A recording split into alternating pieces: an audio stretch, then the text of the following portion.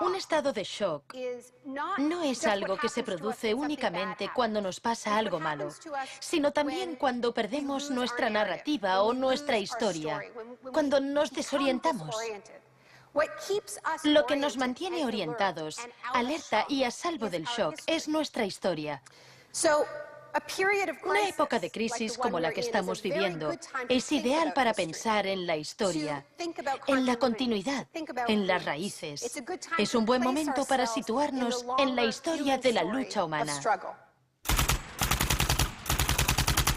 La doctrina del shock.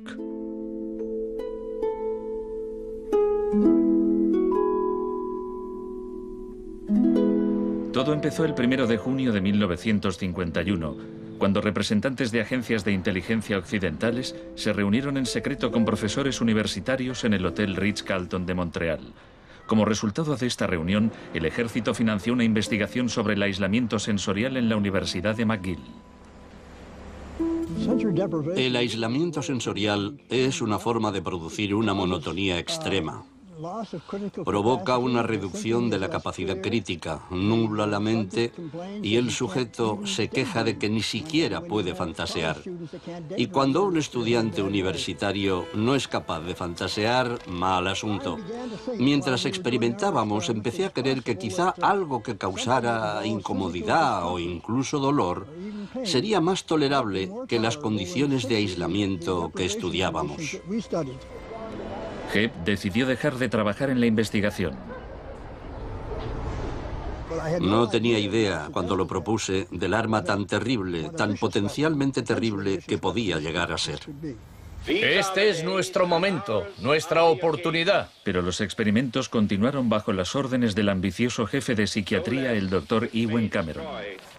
Su trabajo iba mucho más allá que el nuestro. Nosotros dejábamos muy claro que el sujeto podía marcharse en el momento en que quisiera, y algunos se iban. Los pacientes de Cameron no tuvieron tanta suerte. El Allen Memorial Institute, donde trabajaba, empezó a parecer una macabra cárcel donde Cameron llevaba a cabo experimentos extraños con sus pacientes de psiquiatría. Quería borrarles la mente, dejársela en blanco para reprogramarlos desde cero.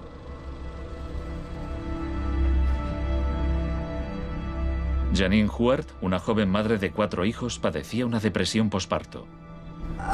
Me entraban escalofríos cuando me decían, mañana te toca tratamiento de electrochoque. Me estremecía, me daba mucho miedo.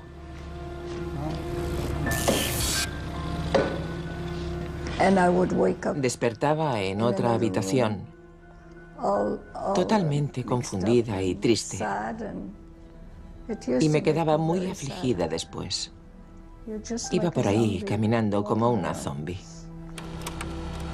Cameron combinaba los electrochoques con las curas de sueño y la repetición de mensajes grabados. Decía, Janine, Janine, estás rehuyendo tus responsabilidades. No quieres cuidar de tu marido ni de tus hijos. Lo repetía una y otra vez. Suena como si la interrogaran. Sí, como si me interrogaran, pero ¿con qué objeto? La CIA no tardó en poner en práctica los hallazgos de Cameron. Muchas de sus técnicas figuran en el manual Kubark de interrogatorios para el contraespionaje. He aquí unos fragmentos. Es una tesis central del manual que estas técnicas son, en esencia, métodos para provocar la desviación de la personalidad. Hay un intervalo, que puede ser muy breve, de animación suspendida, una especie de shock psicológico o parálisis. Los interrogadores expertos reconocen este efecto cuando se da y saben que desde ese momento el sujeto está mucho más abierto a la sugestión, mucho más dispuesto a obedecer que justo antes de sufrir el shock. El otro Dr. Shock.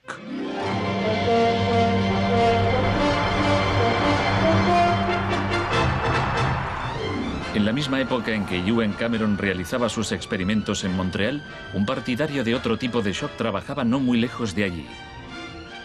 Milton Friedman era profesor de economía en la Universidad de Chicago. Creía que la terapia de shock económico impulsaría a las sociedades a aceptar un capitalismo más puro y desregulado. En octubre de 2008, durante la mayor crisis financiera desde 1929, Naomi Klein acudió a la Universidad de Chicago para hablar de Milton Friedman. Cuando Milton Friedman cumplió 90 años, la Casa Blanca de Bush organizó una celebración en su honor y todos pronunciaron discursos, incluido George Bush, pero el mejor fue el de Donald Rumsfeld. Mi cita favorita de ese discurso de Rumsfeld dice así: Milton es la encarnación de una realidad, la de que las ideas tienen consecuencias. La tesis que sostengo es que el caos económico que ahora mismo impera en Wall Street, en la América Media y en Washington, deriva de muchos factores, por supuesto, pero que entre ellos están las ideas de Milton Friedman. El crack de 1929 en Wall Street desencadenó la Gran Depresión de los años 30.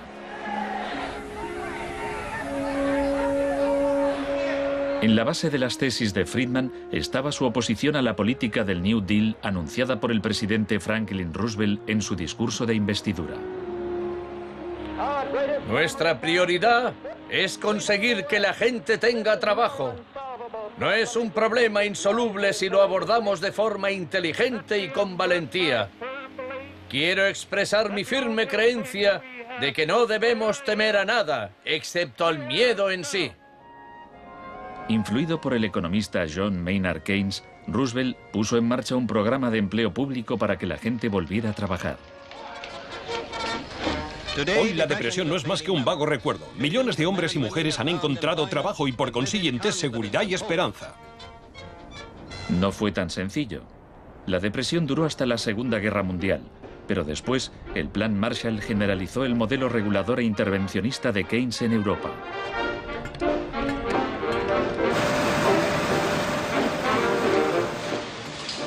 Sus principios gozaron de gran aceptación, aunque no por parte del Departamento de Economía de la Universidad de Chicago.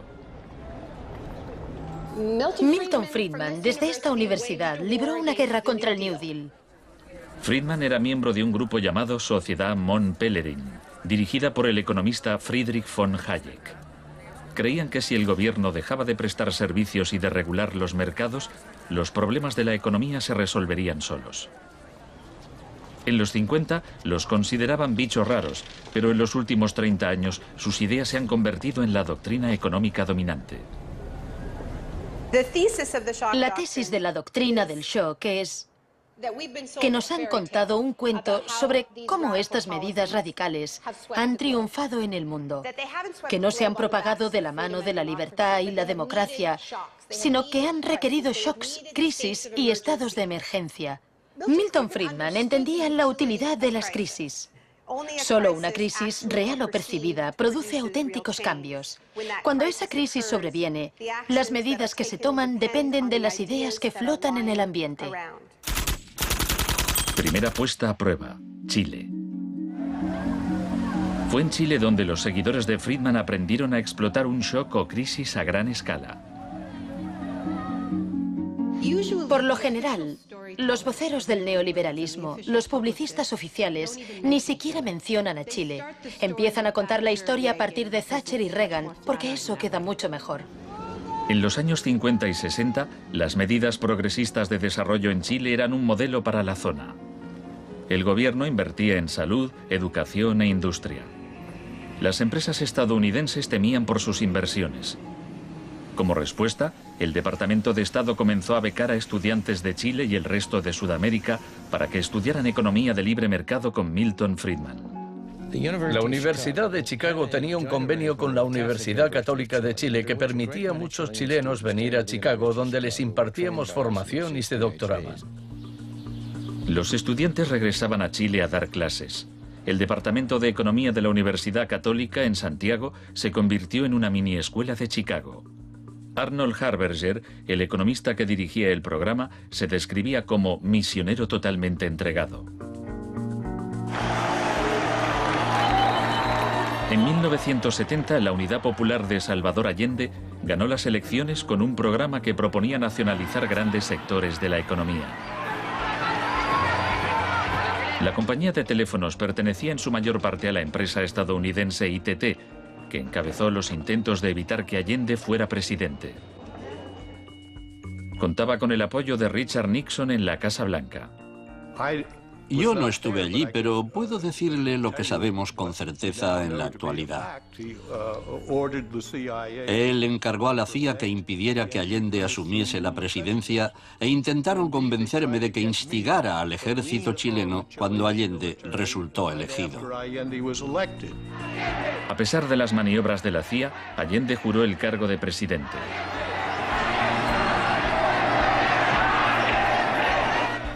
Richard Nixon ordenó al director de la CIA que hiciera gritar a la economía. El señor Nixon es presidente de Estados Unidos y yo soy presidente de Chile. Yo no tendré un término despectivo contra el señor Nixon mientras el señor Nixon respete al presidente de Chile. Comenzó a fraguarse un golpe militar. Los Chicago Boys chilenos se pusieron a trabajar en un programa económico de 500 páginas llamado El Ladrillo. Con dinero de Estados Unidos se hizo todo lo posible por desestabilizar la economía. Se declaró una huelga de camioneros que paralizó fábricas y tiendas.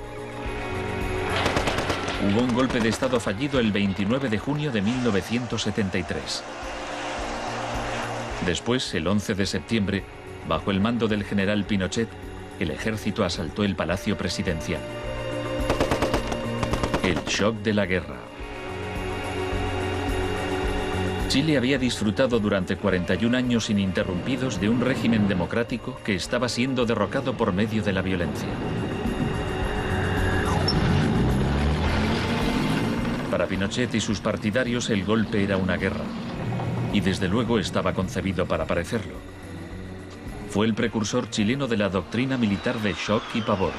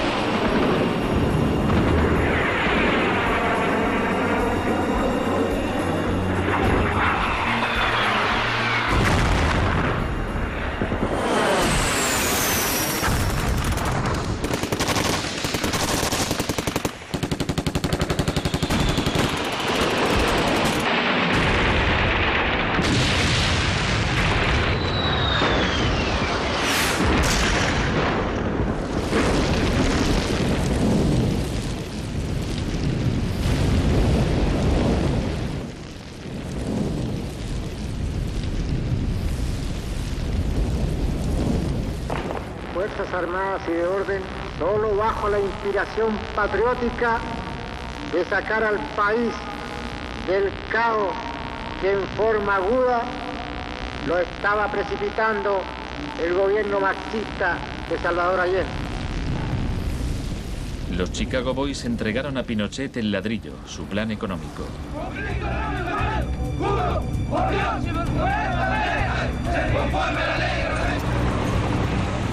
Los días siguientes, más de 13.000 opositores fueron detenidos y encarcelados.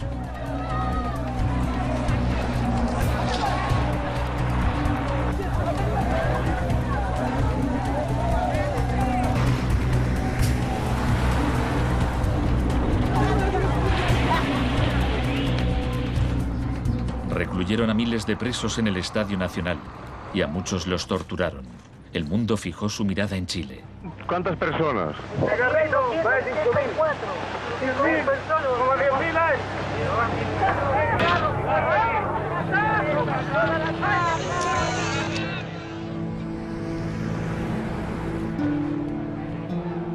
A principios de noviembre liberaron a 5.000 presos. A los 900 que quedaron los trasladaron a otros centros de detención.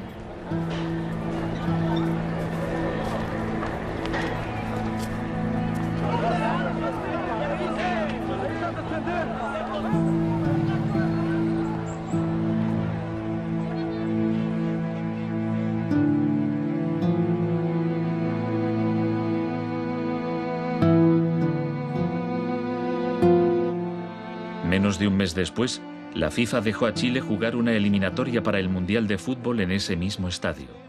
Su rival, la Unión Soviética, se negó a jugar allí, así que se permitió a Chile marcar en portería vacía y clasificarse para el Mundial de 1974. Lo hacía Chavaco al dedo, lo hacía Galo Reynoso. Porque fueron tocando sin adversario hasta el otro lado.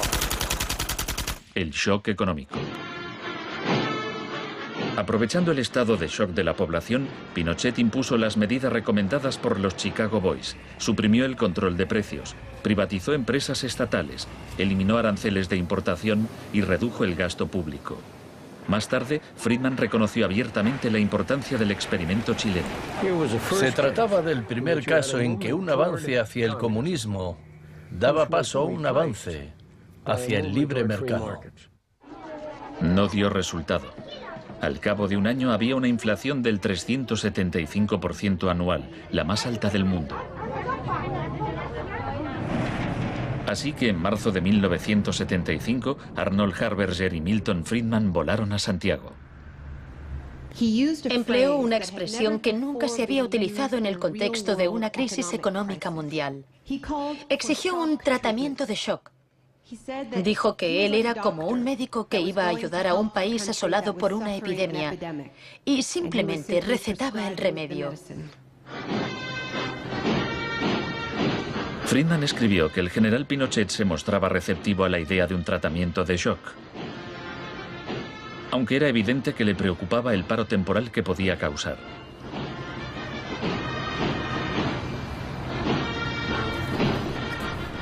Pronto quedó claro que la política económica de Friedman favorecería a los ricos a costa de los pobres.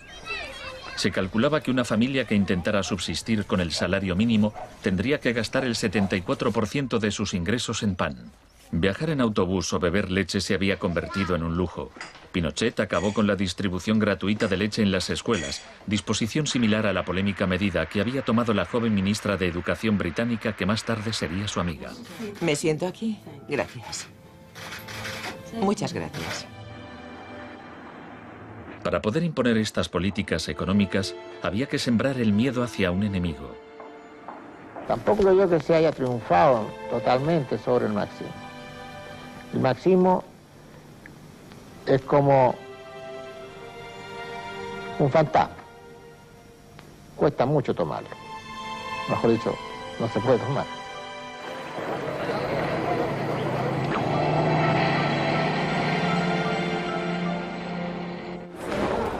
Según Friedman y Harberger, la economía de libre mercado era indisociable de la libertad y la democracia. Pero en Chile, donde sus ideas se estaban aplicando en el contexto de una dictadura militar, no era así. Muchos latinoamericanos veían una relación directa entre los shocks económicos que empobrecían a millones de personas y las torturas infligidas a quienes creían en una sociedad distinta. Orlando Letelier era uno de ellos. Letelier había sido embajador de Allende en Washington. Pasó un año en una de las cárceles de Pinochet antes de exiliarse en Estados Unidos. En 1976, Letelier escribió: el plan económico tenía que imponerse por la fuerza, y en Chile esto solo podía conseguirse por medio de miles de asesinatos, el establecimiento de campos de concentración por todo el país y el encarcelamiento de más de 100.000 personas en 3 años.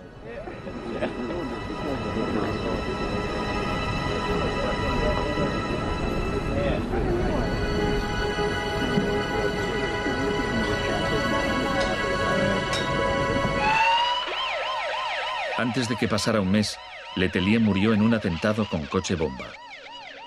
Buenas tardes. Una potente explosión ha destrozado un coche que circulaba por el normalmente tranquilo Embassy Road de Washington. El chileno era Orlando Letelier, ministro de Exteriores durante los últimos meses del régimen marxista del difunto Salvador Allende. Damos paso a Richard Roth. Michael Townley, miembro de la policía política secreta de Pinochet, estaba detrás del atentado. Había entrado en Estados Unidos con pasaporte falso y la CIA estaba al corriente de ello. Michael, buenas noches. Buenas noches, Pablo. La opinión del Poder Judicial chileno, ¿hay confianza en él? Mire, yo confío plenamente en la justicia chilena, como patriota y luchador antimarxista y juntista por sobre todas las cosas. Pese a su confianza, Townley fue extraditado a Estados Unidos y condenado por el asesinato de Letelier.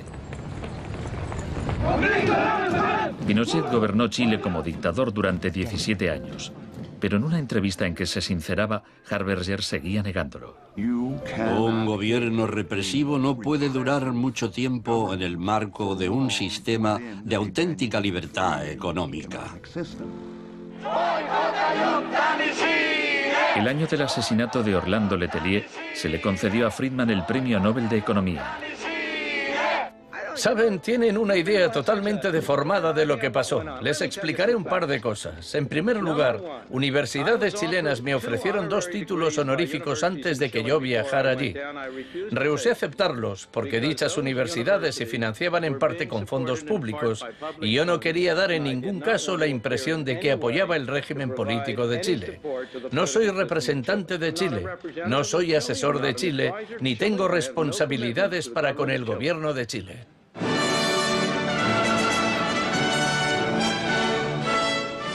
Y ahora le cedo la palabra al profesor Milton Friedman. Friedman, vete a casa. Friedman, vete a casa.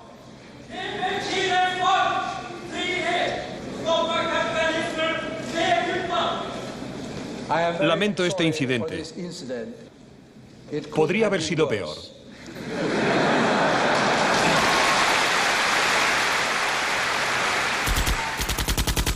La revolución se propaga.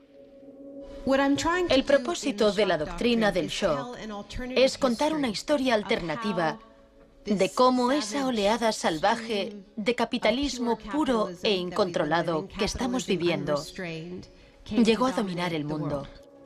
Chile no fue el único país de Sudamérica que adoptó las políticas de la Escuela de Chicago. Los seguidores de Friedman ocupaban cargos clave en Brasil y asesoraban el gobierno de Uruguay.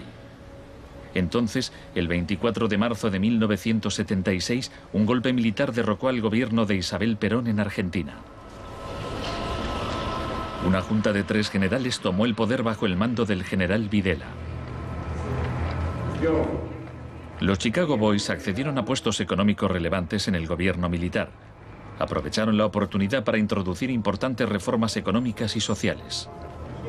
Un año después del golpe, los sueldos habían perdido el 40% de su valor, se cerraban fábricas y la pobreza se disparó.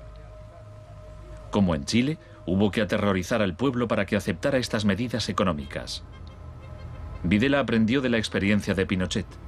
Adoptó la táctica de hacer desaparecer personas. Para equilibrar el terror público y privado, llevaban a cabo los secuestros en plena luz del día y después siempre podían negarlos. Fue necesario cumplimiento de la misión que la nación le tiene asignada, articular la defensa de la sociedad argentina. Las reglas de esta guerra no convencional, que no buscamos ni provocamos, son distintas. Muchas de las técnicas empleadas por los militares chilenos y argentinos las habían aprendido en la Escuela de las Américas, dirigida por Estados Unidos. Enseñaban técnicas de tortura. Violar a la víctima, desnudarla, herirla con objetos punzantes, romperle extremidades, sacarle los ojos, marcarla a fuego. En Latinoamérica hay regímenes que violan hoy en día los derechos humanos. Practican asesinatos políticos, torturas, deportaciones, encarcelamientos sin juicio, que son técnicas aprendidas en este centro. Quizás sea así. Si me dice que lo que enseñamos aquí se ha llevado a la práctica, no se lo negaré. El uso de la tortura contra un soldado enemigo conocido para obtener algún tipo de ventaja militar me parece justificable y acertado. Ir más allá, utilizar las técnicas de tortura solo para intimidar a la gente, es un grave error, poco ético e inmoral. Pero en Argentina y Chile estas técnicas no solo se emplearon con soldados o terroristas, sino con estudiantes y sindicalistas, con todo aquel que se opusiera a la política de libre mercado del régimen.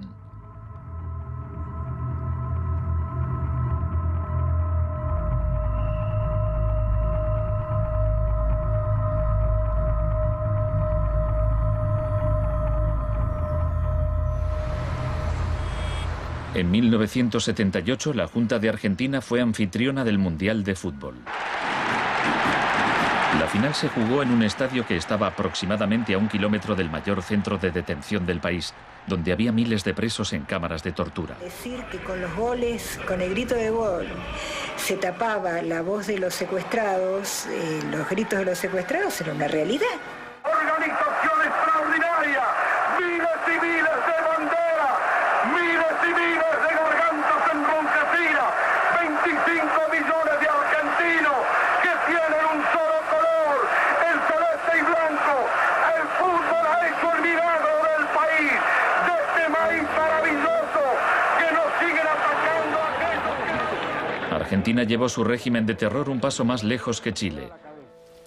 Entre los desaparecidos había cientos de mujeres embarazadas a quienes les permitieron dar a luz antes de asesinarlas. De todas aquellas mujeres que estaban embarazadas, les permitieron tener a sus hijos para una vez que nacieran, sacárselos. Y eso sucedió con 500. Yo soy uno de esos 500. Esos niños, muchos de los cuales fueron criados por familias afines al ejército, eran un escalofriante recordatorio del proyecto de la Junta de rehacer toda la sociedad.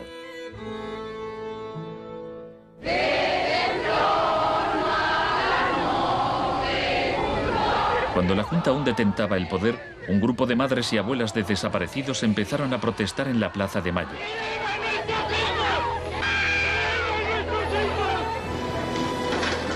Como detectives buscaron a los niños perdidos.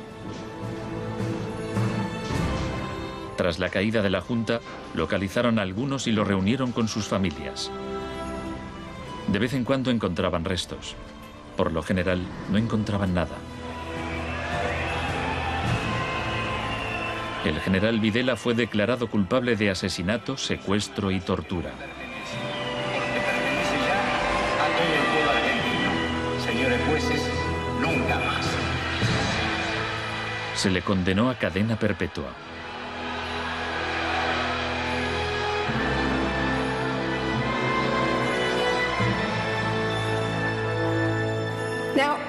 Estos primeros experimentos en Latinoamérica plantearon a Friedman y a sus acólitos un serio problema ideológico. Friedman había prometido que sus medidas no solo enriquecerían aún más a la élite, sino que crearían la sociedad más libre posible, que aquella era una guerra contra la tiranía, que el capitalismo y la libertad iban juntos. Sin embargo, vemos que en los 70 los únicos países que ponían en práctica esas ideas eran dictaduras militares. Nixon había dado todo su apoyo a la imposición de ese liberalismo brutal por parte de las dictaduras sudamericanas. En cambio, el caso de la política económica dentro de Estados Unidos, donde Nixon se estaba jugando la reelección, era harina de otro costal. La Escuela de Chicago y el mundo anglosajón. Friedman mantenía una relación cordial con Nixon.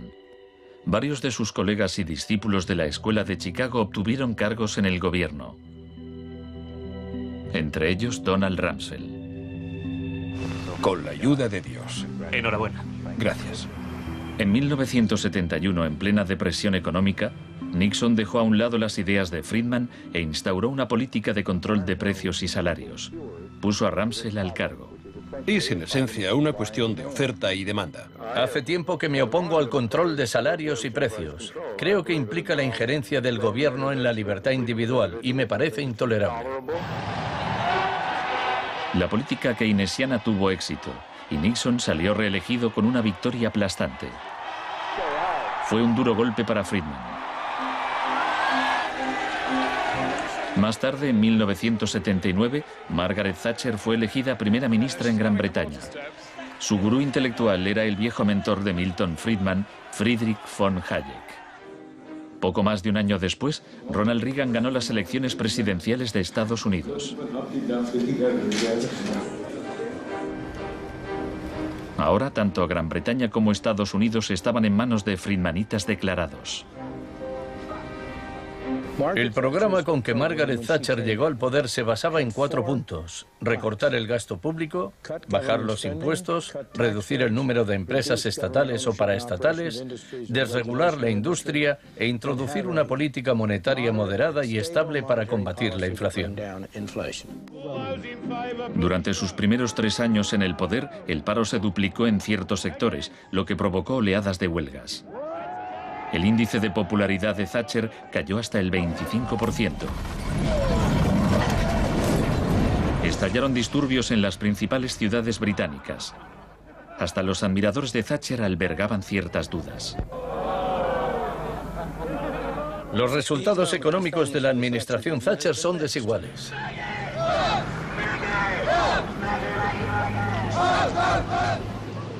A quienes esperan ansiosos a que yo haga caso del eslogan favorito de los medios, dar vuelta atrás, solo puedo decirles una cosa: dad vuelta atrás vosotros si queréis. La dama no es partidaria de ello. Friedrich von Hayek instó a Thatcher a adoptar las políticas de shock económico de Pinochet. Ella replicó: en Gran Bretaña, con sus instituciones democráticas y su necesidad de un alto grado de consenso interno, algunas medidas tomadas en Chile son del todo inaceptables.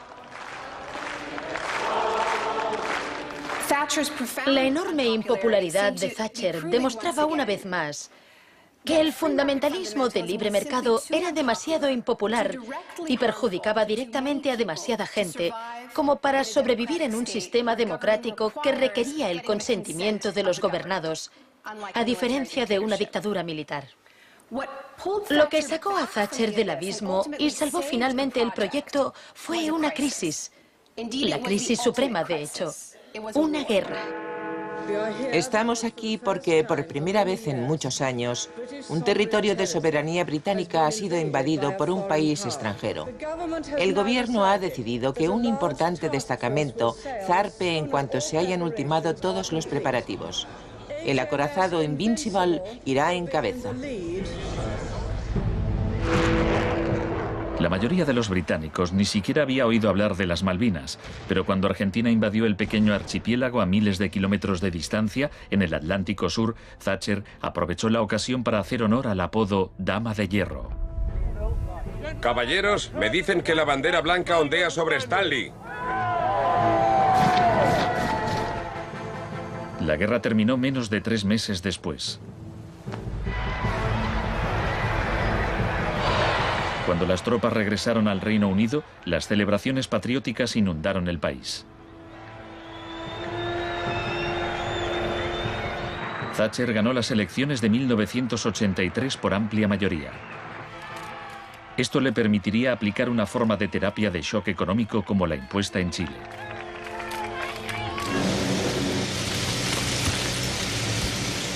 La organización de trabajadores más poderosa del país era el Sindicato Nacional de Mineros. Cuando la Junta Nacional del Carbón anunció el cierre de minas, los mineros declararon la huelga. Zonas del centro de Londres están paralizadas por miles de mineros y simpatizantes que se manifiestan por la ciudad en favor de la huelga de mineros, la más larga y feroz jamás vivida en Inglaterra desde 1926, así como la más costosa. La huelga duró casi un año. Thatcher empleó todos los medios a su disposición para acabar con el sindicato.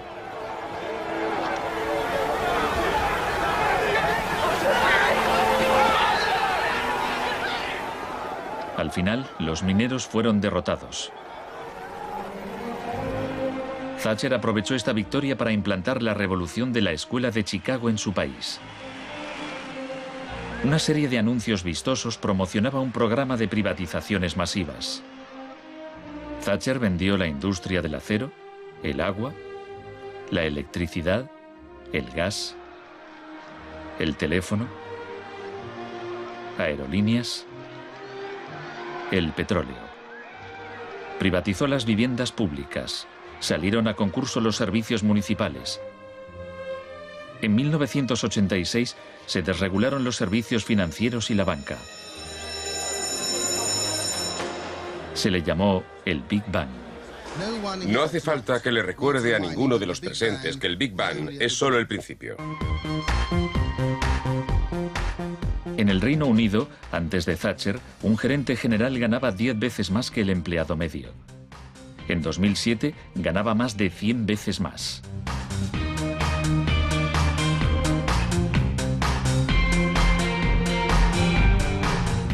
En Estados Unidos, antes de Reagan, los gerentes generales ganaban 43 veces más que el empleado medio. En 2005 ganaban más de 400 veces más. Friedman reconocía abiertamente que Thatcher y Reagan estaban haciendo mucho por difundir la doctrina de la Escuela de Chicago en el mundo. Por aquí, señor Reagan. He pensado que debía colocarse aquí. La coincidencia en el tiempo de los mandatos de Thatcher y Reagan fue sumamente importante para la aceptación pública en todo el mundo de un enfoque distinto de la política económica y monetaria. Muchas gracias. Voy a describirles un plan y una esperanza a largo plazo. Que el avance de la libertad y la democracia relegue al marxismo-leninismo al basurero de la historia, tal como ha hecho con otras tiranías que coartan la libertad e impiden que la gente se exprese. Más allá del telón de acero. Todos conocemos el cuento de hadas sobre la caída del comunismo. Occidente, con Reagan y Thatcher al mando, parecía tan próspero a los ojos de la gente del bloque comunista que ésta a su vez empezó a exigir medidas radicales de libre mercado. En realidad no sucedió así. Es cierto que quienes vivían oprimidos por el autoritarismo comunista querían la democracia de verdad y que querían poder ir a comprar tejanos y a comer Big Macs. Eso es cierto. Pero eso no significa que aspiraran al capitalismo salvaje con oligarcas descontrolados y sin protecciones sociales, que acabó por instaurarse en tantos países del bloque del Este que aún lo padecen hoy en día. Thatcher había hecho lo posible por socavar el poder de los sindicatos en el Reino Unido, pero en 1988 viajó a Polonia para ofrecerle su apoyo al sindicato Solidaridad. Se trata del proceso para pasar de donde están ahora a donde quieren estar. Como consecuencia de las huelgas en Polonia, se permitió a Solidaridad participar en las elecciones de junio de 1989, lo que a su vez desencadenó oleadas de manifestaciones en toda Europa del Este.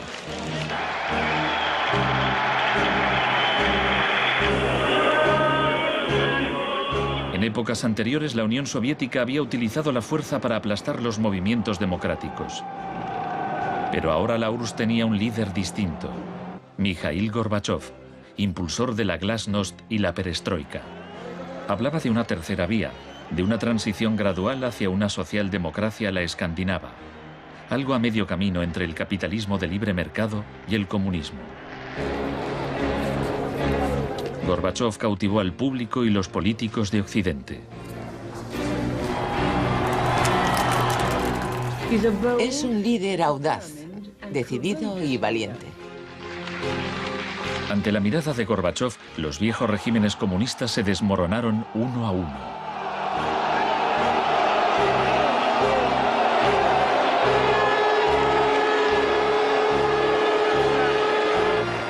A finales de año, el símbolo más famoso de la división de Europa fue derribado.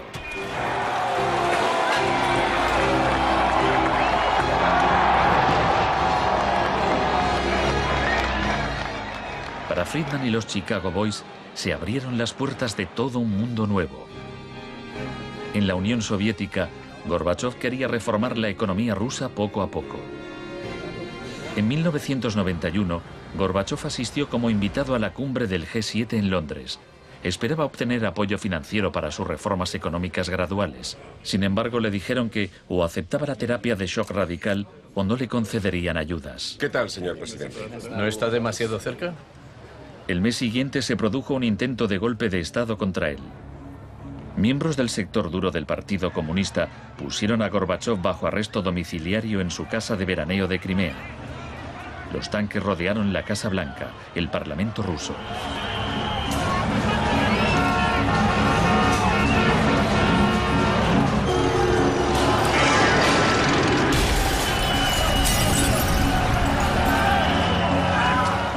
En el caos de los enfrentamientos callejeros, era evidente que, para reforzar su posición, el sector duro debía recurrir a la violencia.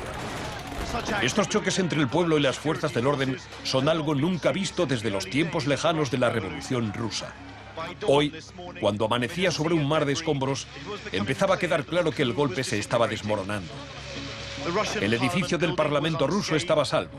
El ejército no había intervenido. Y en el interior, Yeltsin tenía más poder que nunca.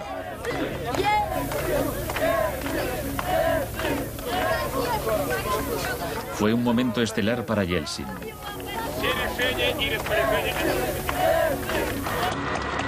Gorbachov fue puesto en libertad y regresó a Moscú, pero había perdido buena parte del poder.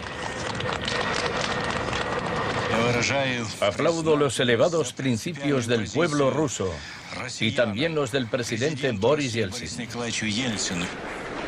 En diciembre de 1991 se disolvió la Unión Soviética, un shock profundo para el pueblo ruso. Yeltsin se hizo cargo entonces de la política económica de la Federación Rusa. El libre mercado llegó a Rusia y con él el caos. La adopción de las doctrinas de la Escuela de Chicago por parte de Rusia marcó el principio de un nuevo capítulo en la cruzada por el libre mercado. Fue shock en estado puro, sin nada de terapia. Pese a los intentos oficiales por promover el capitalismo popular, lo cierto es que un puñado de empresarios amasó grandes fortunas. Se vendieron empresas estatales a precio de saldo. La prensa rusa apodó a los asesores de Yeltsin los Chicago Boys.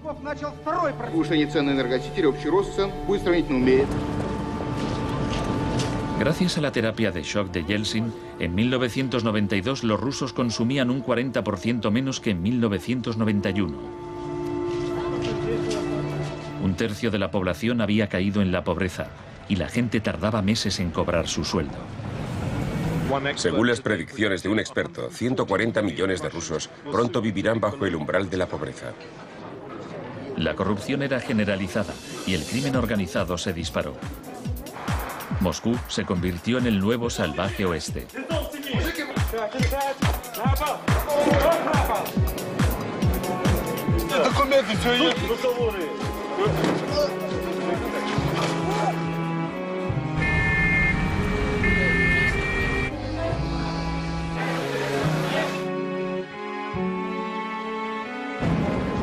La mayoría de los rusos se oponía a que el radicalismo de los Chicago Boys se implantase en su país.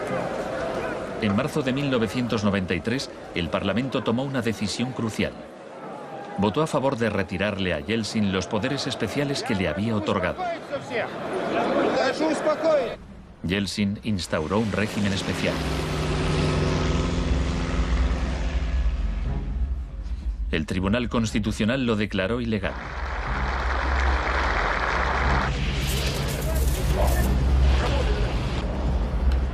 El 21 de septiembre, Yeltsin, al estilo Pinochet, disolvió el Parlamento. A partir de hoy quedan suspendidas las funciones legislativas, administrativas y de control del Parlamento de la Federación Rusa. Occidente puso su influencia al servicio de Yeltsin. Creemos que Boris Yeltsin es la mayor esperanza para la democracia en Rusia. 2 días después, el Parlamento votó a favor de destituir a Yeltsin por 636 votos a 2. Miles de partidarios del Parlamento se congregaron frente a la Casa Blanca e intentaron tomar la televisión.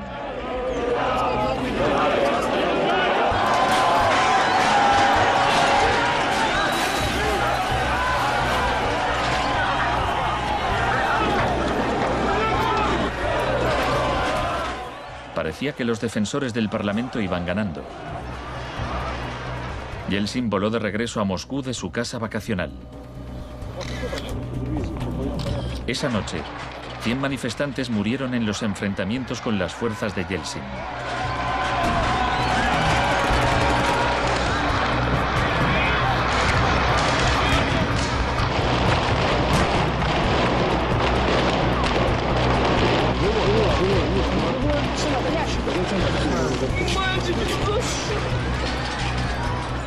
El 4 de octubre, Yeltsin ordenó al ejército que atacara la Casa Blanca y bombardeara el mismo edificio que él había defendido 2 años antes.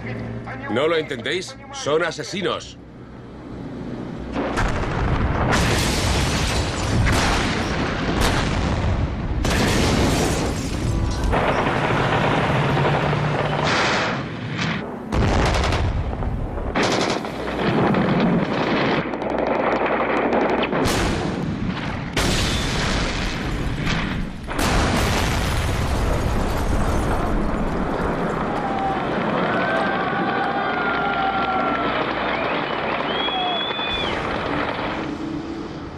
Warren Christopher, el secretario de Estado norteamericano, dijo: Estados Unidos no suele apoyar la suspensión de parlamentos, pero corren tiempos excepcionales.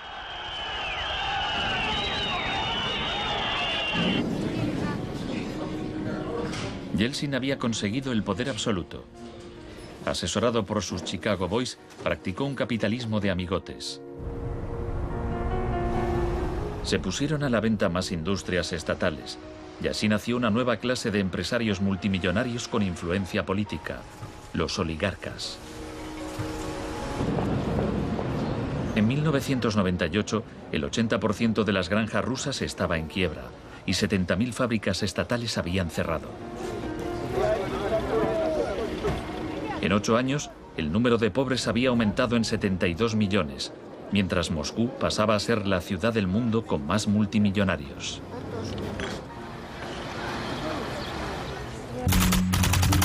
Un nuevo enemigo.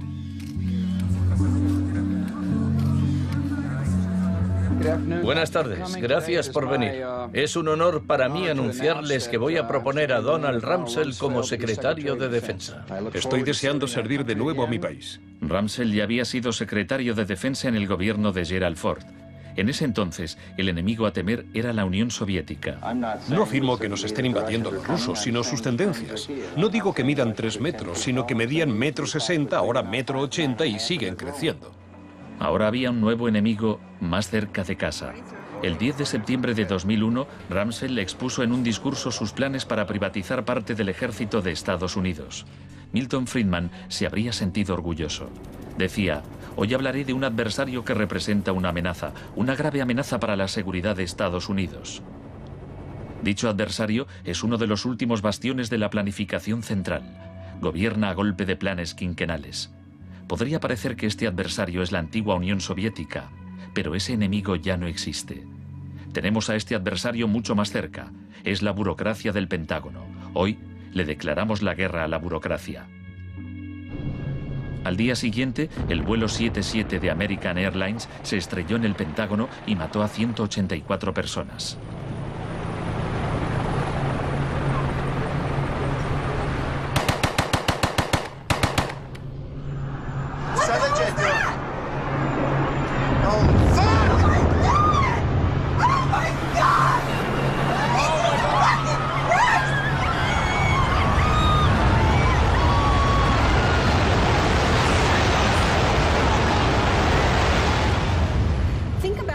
En la sensación de la gente tras los atentados. ¿Quién es esa gente? ¿De dónde son? ¿Por qué nos odian? Se produjo una rotura de esquemas colectiva. No vivíamos en el mundo en que creíamos vivir. Y nuestros líderes no dejaban de repetir que todo aquello que creíamos entender antes del atentado ya no era vigente. Se acuñó una nueva frase, mentalidad pre-11S. Lo que ocurrió en ese momento fue que surgieron teorías nuevas por arte de magia sobre un choque de civilizaciones. De pronto, ese era el mundo en que vivíamos. Resultó que había un eje del mal y que estábamos librando una guerra contra el terrorismo. Esta guerra abstracta e imposible de ganar ha tenido enormes consecuencias económicas. Antes de 2001, la seguridad nacional apenas podía considerarse una industria. Hoy en día es más importante que las industrias del cine y la música juntas.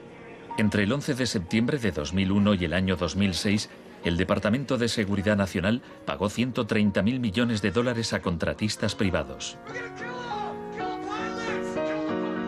Este es el complejo del capitalismo del desastre, una nueva economía basada en el miedo. Será una batalla monumental entre el bien y el mal. La guerra contra el terrorismo, primera parte. La mejor defensa contra el terror es una ofensiva global contra él, allí donde esté. La primera fase de esta guerra fue el bombardeo de Afganistán.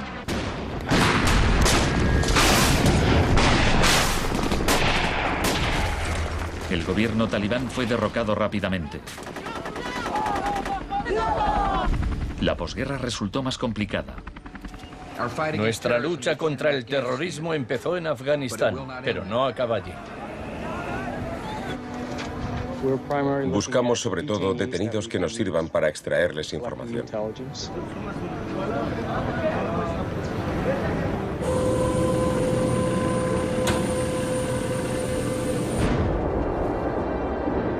En Guantánamo, las fuerzas estadounidenses pusieron en práctica por primera vez las técnicas del manual Kubark de forma explícita y pública. Oficialmente aprobadas por la Casa Blanca, fueron mostradas abiertamente por televisión en todo el mundo. El aislamiento, tanto físico como psicológico, debe mantenerse desde el instante de la captura. La capacidad de resistir se ve reducida por la desorientación. Los presos deben guardar silencio en todo momento y jamás se les debe permitir hablar entre sí. 3 de los presos, Asif Iqbal, Rual Ahmed y Shafiq Rasul, eran de Tipton, Inglaterra. Pasaron más de 2 años en Guantánamo antes de que los liberasen sin cargos. No te dejaban hablar con nadie, ni hacer nada, ni estar de pie. Te obligaban a pasarte todo el rato ahí sentado. Yo pensaba, ¿qué demonios está pasando? ¿Dónde estoy? ¿Pasaremos aquí el resto de nuestra vida? ¿Podremos regresar a casa, volver a ver a nuestra familia? De los 779 presos retenidos en la bahía de Guantánamo, solo 3 han sido condenados por algún delito.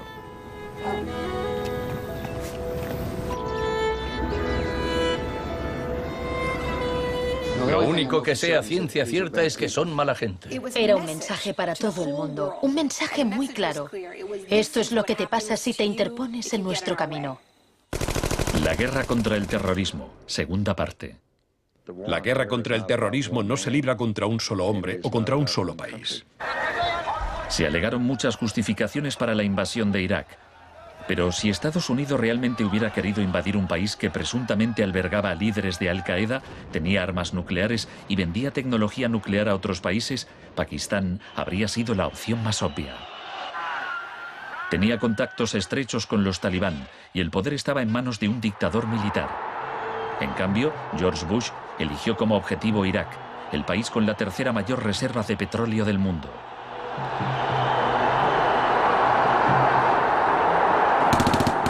La guerra como tortura de masas.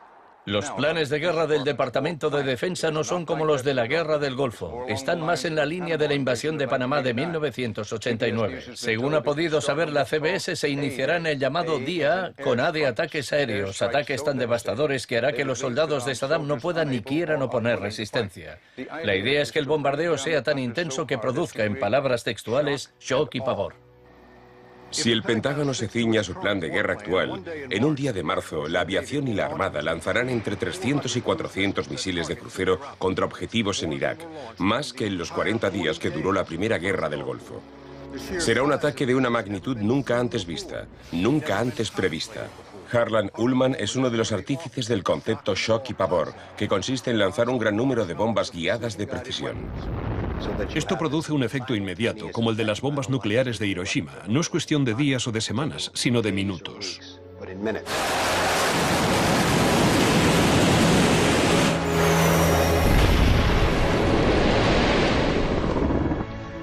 Además, paralizas la ciudad, es decir, la dejas sin energía ni agua y lanzas una campaña implacable de desgaste, de modo que al cabo de 2, 3, 4 o 5 días, ellos quedan agotados física, emocional y psicológicamente.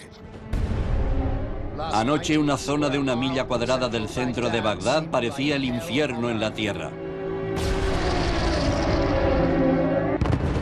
Durante la primera oleada de bombardeos, los ciudadanos de Bagdad sufrieron una versión del aislamiento sensorial descrito en el manual Kubark. En el caos que siguió a la caída de Saddam Hussein, Estados Unidos hizo poco por impedir los saqueos. Algunos cargos del gobierno incluso los consideraban un punto de partida para desmantelar el Estado iraquí. John Agresto, encargado de reorganizar la educación superior, veía el saqueo de escuelas como una oportunidad para empezar de cero. De hecho, antes de las sanciones, Irak tenía el mejor sistema educativo de la región y una tasa de alfabetización del 89%. En cambio, en Nuevo México, estado natal de Agresto, el 46% de los ciudadanos eran analfabetos funcionales. En Irak se aplicaron 3 formas de shock distintas que actuaban a la vez y se complementaban entre sí. Estaba el shock de la guerra, seguido de inmediato por la terapia de shock económico impuesta por Paul Bremer. Y como la resistencia a esa transformación económica, a ese shock económico rápido iba en aumento, se aplicó el shock de la represión y la tortura. 3 clases de shock distintas. El shock económico.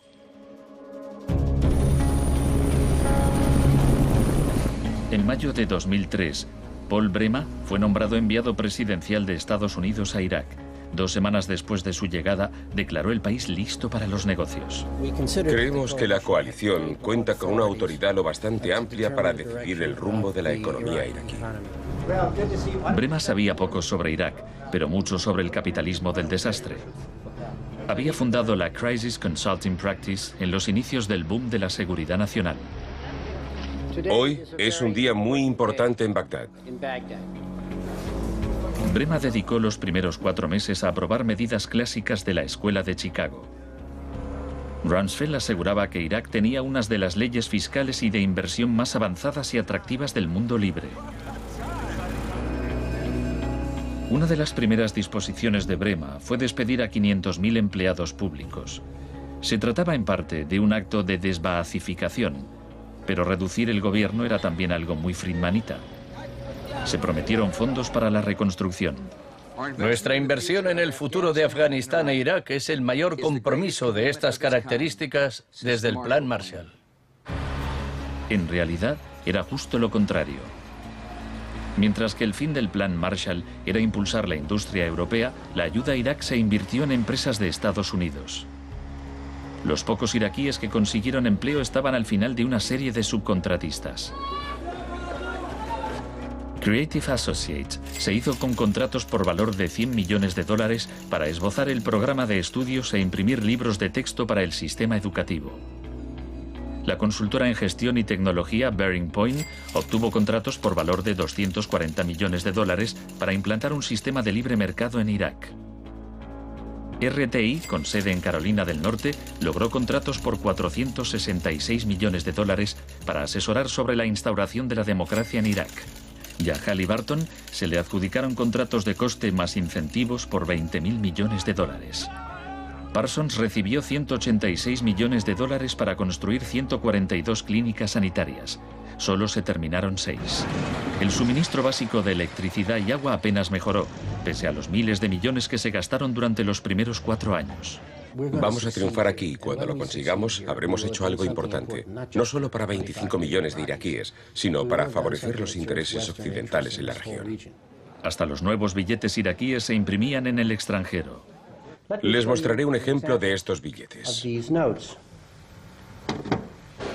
Estados Unidos incluso llegó a pagar a empresas privadas para que supervisaran a las empresas privadas que habían logrado contratos.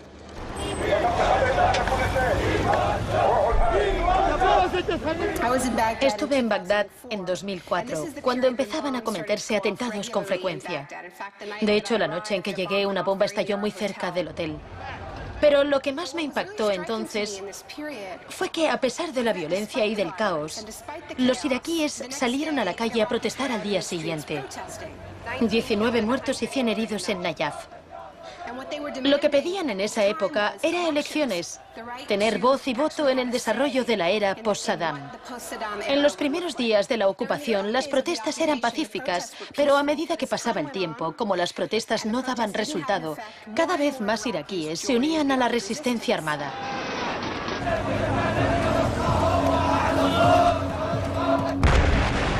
La violencia se descontroló.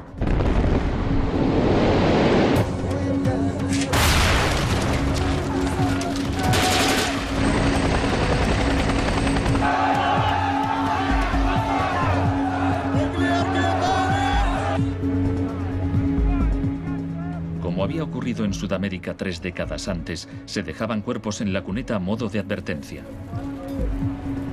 Eran los desaparecidos de Irak.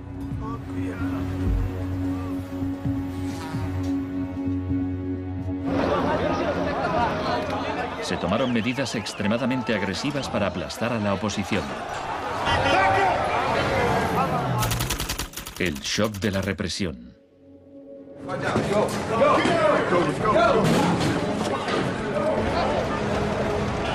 Durante los primeros 3 años y medio de la ocupación, se capturó a 61.500 iraquíes. En la primavera de 2007, 19.000 seguían detenidos. En prisión los interrogaban con técnicas derivadas de las que ideó la CIA, basándose en los experimentos realizados por Ewen Cameron en los años 50.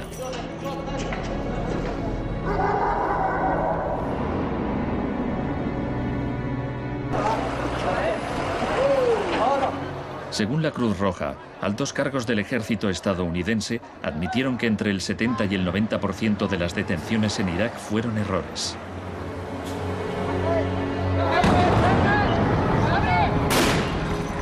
Aunque el caos que reina en el país parezca un fracaso de la terapia de shock, en Irak el capitalismo del desastre ha florecido.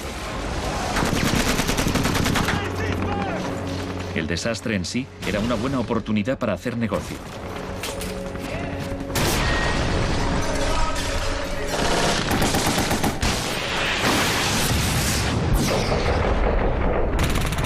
El negocio de la guerra.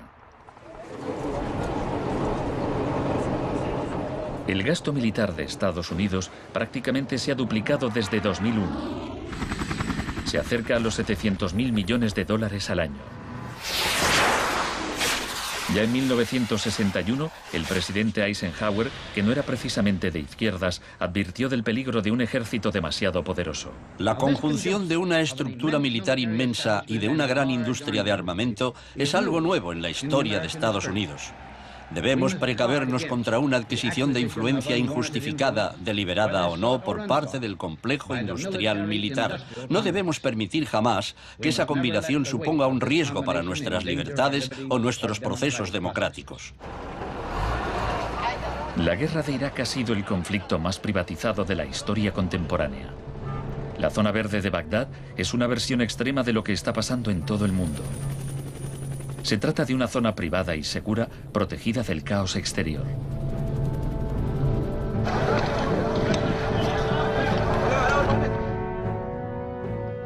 En 1991, durante la Primera Guerra del Golfo, por cada 100 soldados había un contratista militar. En 2003, cuando empezó la guerra de Irak, por cada 100 soldados había 10 contratistas.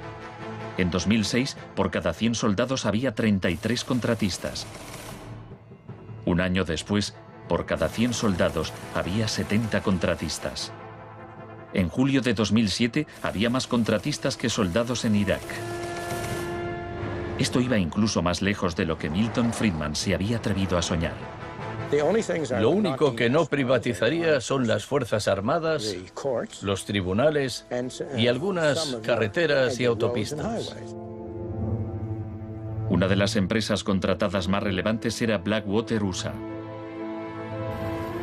Durante la batalla de abril de 2004 en Nayaf, Blackwater asumió el mando de los marines estadounidenses.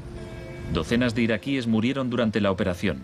Estados Unidos había blindado las empresas privadas contra las leyes iraquíes, por lo que éstas funcionaban en un vacío legal, un poco como Guantánamo. Le pregunté al secretario de Defensa hace un par de meses bajo qué se rige. El señor Rumsfeld... Iba a preguntárselo yo. Siga.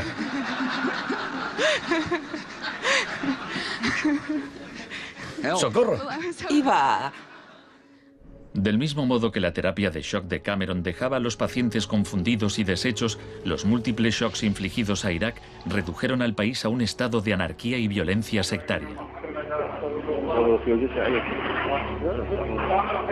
En la época en que ejecutaron a Saddam, en 2006, morían 1000 iraquíes por semana.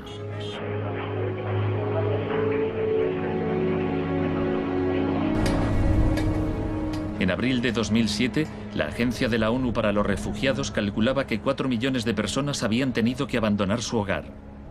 cientos de miles de iraquíes habían muerto. Creo que los historiadores escribirán con toda claridad que hicimos algo extraordinario y noble aquí.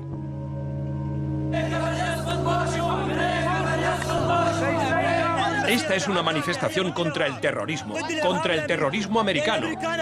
Los americanos arrestan y matan a mujeres y niños, insultan a los ancianos y matan a los jóvenes. América es terrorismo, América es terrorismo.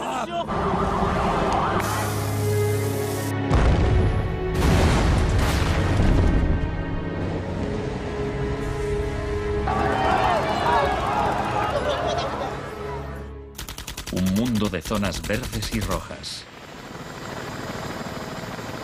Cuando el huracán Katrina llegó a Nueva Orleans en agosto de 2005, el mundo presenció horrorizado una especie de apartheid del desastre.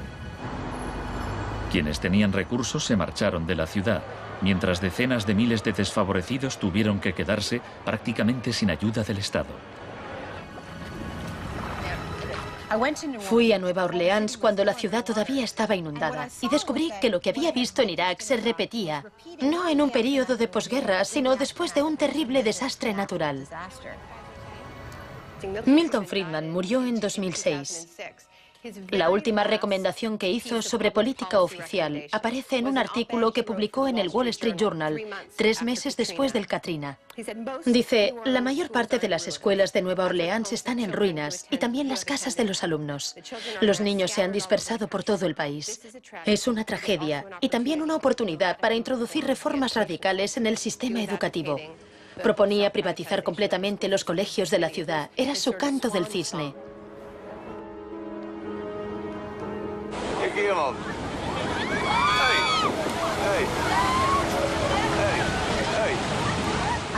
Fui testigo de un proceso similar en Sri Lanka, en los días que siguieron al tsunami de 2004. A gente que había vivido en la costa desde hacía generaciones se le impidió volver a fin de poder privatizar los terrenos y venderlos a hoteles de lujo.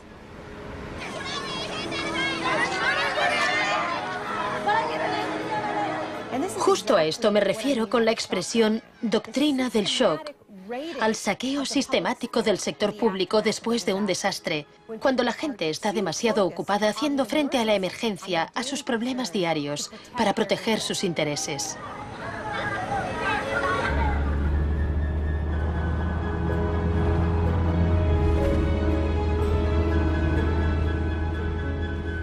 Tal vez el primer acto de resistencia sea negarnos a impedir que borren la memoria colectiva. En 2008, Naomi Klein visitó Villa Grimaldi con Isabel Morel, viuda de Orlando Letelier. Villa Grimaldi es un monumento a la crueldad del régimen de Pinochet y a su posterior derrota. Villa Grimaldi fue el principal centro de tortura mientras se buscaba implementar la política de shock económico. Esta es la que tú señalas en el libro como las casas de uno por uno donde estaban los detenidos en Villa Grimaldi. No le tenía ningún cariño a Pinochet, pero considero que fue nuestro maestro en muchos sentidos. Aprendimos qué era el mal.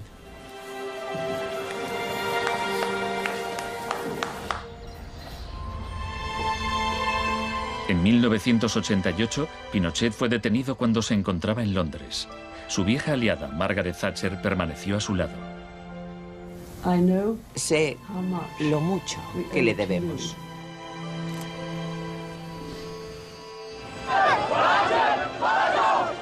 Hicieron falta 30 años para que el experimento económico que Pinochet fue el primero en probar diera la vuelta al mundo hasta Irak. Aún así, las similitudes entre pasado y presente son asombrosas. Entre los campos de concentración de Pinochet y el centro de detención de Bush en Guantánamo. Entre los desaparecidos de Chile y los de Irak. Entre los experimentos de Ewen Cameron y las torturas infligidas a los presos de Abu Ghraib. Ha llegado nuestro momento, nuestra ocasión. Borró todo el pasado. Por eso aplicaba electrochoques. Borraba el pasado del paciente e implantaba ideas nuevas. Pero Janine resistió. En 1988, la CIA accedió a indemnizar a Janine y a otras víctimas de los experimentos de Ewen Cameron.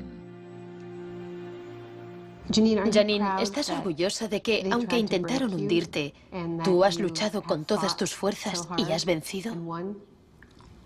En cierto modo, sí. En cierto modo. Porque creo que todavía me queda una pizca de fuerza de voluntad. Es muy difícil luchar contra un gobierno. La gente me decía, Janine, no puedes luchar contra el gobierno, no te das cuenta, son muy poderosos. Pero yo tenía fe en que ganaría. El fin de una era. Los mercados no regulados son volátiles por naturaleza. Las burbujas se inflan y al final estallan inevitablemente. Tras la desregulación del Big Bang, en los 80, se han producido varios shocks económicos. En 1987 hubo un lunes negro. Los mercados se desplomaron de forma espectacular. Fue el mayor derrumbe porcentual ocurrido en un mismo día en la historia de la bolsa. En 1992 hubo un miércoles negro cuando los especuladores de divisas hicieron fortunas apostando contra la libra. En 1997 estalló la crisis asiática. En un año, 600.000 millones de dólares se perdieron en las bolsas de Asia.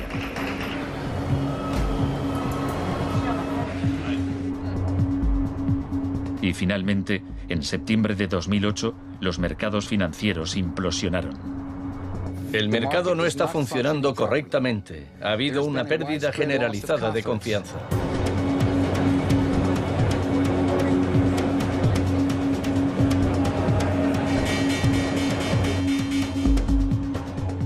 El 15 de septiembre, Lehman Brothers se acogió al capítulo 11 de la Ley de Quiebras. Solo una semana después, se anunció que los empleados de sus oficinas en Nueva York cobrarían 2.500 millones de dólares en primas. Se calcula que empresas de Wall Street pagaron 18.400 millones en primas el año del crack. Pese al torrente de retórica populista de quienes dicen plantar cara a los peces gordos y defender a los ciudadanos sencillos y no a Wall Street, nos encontramos ante una transferencia de riqueza de proporciones incalculables. Se está transfiriendo riqueza del sector público, de las manos del gobierno, que la ha recaudado de la gente de a pie en forma de impuestos, a manos de las empresas y los individuos más ricos del mundo. Huelga decir que son los mismos individuos y empresas responsables de la crisis. Nos encontramos en medio de un tsunami crediticio imprevisible. He encontrado un fallo cuyo alcance y duración ignoro, pero es algo que me tiene muy inquieto.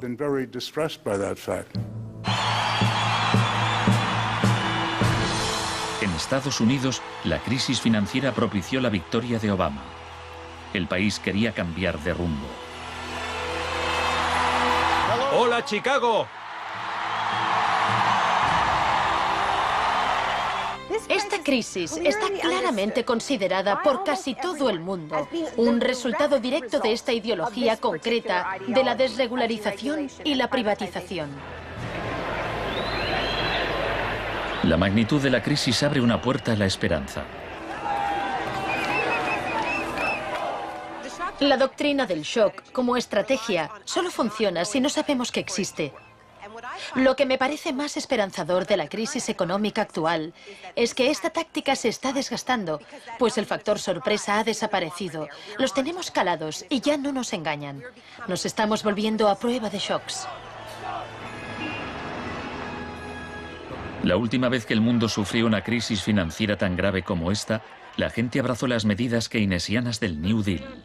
Quiero expresar mi firme creencia de que no debemos temer a nada, excepto el miedo mismo.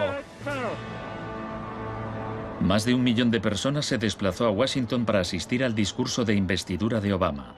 Muchos periodistas lo compararon con Franklin Roosevelt. Últimamente se han trazado muchos paralelismos entre Obama y Franklin Delano Roosevelt. Así que hablaré un poco de este último. Les contaré una anécdota estupenda que podría ser inventada sobre cuando lo visitaban representantes de sindicatos u organizaciones progresistas y le proponían medidas nuevas y avanzadas para que las incluyese en el New Deal.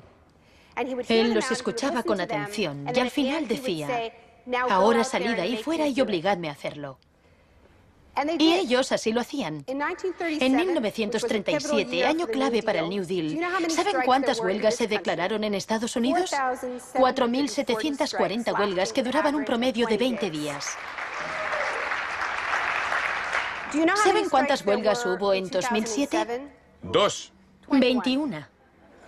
En fin, la otra razón para recordar esta historia de la lucha social es que nos dice algo muy importante, algo que debemos recordar en estos momentos en que nos jugamos tanto. Nos enseña que si queremos políticas contra la crisis que hagan de este mundo un sitio más sano, justo y pacífico, tendremos que salir ahí fuera y obligarlos. Gracias.